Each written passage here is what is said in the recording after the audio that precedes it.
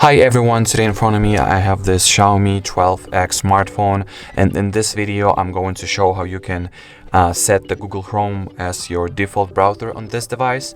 So just open up the settings app, look for apps. Here you gotta choose the manage apps category, look for these three dots, tap on them, choose the default app section. Here you gotta go to the browser option, and here just tap on Chrome, get back to the previous page, and as you can see the default browser has been set as Chrome. So that was it for this video. Thank you so much for watching, and bye bye.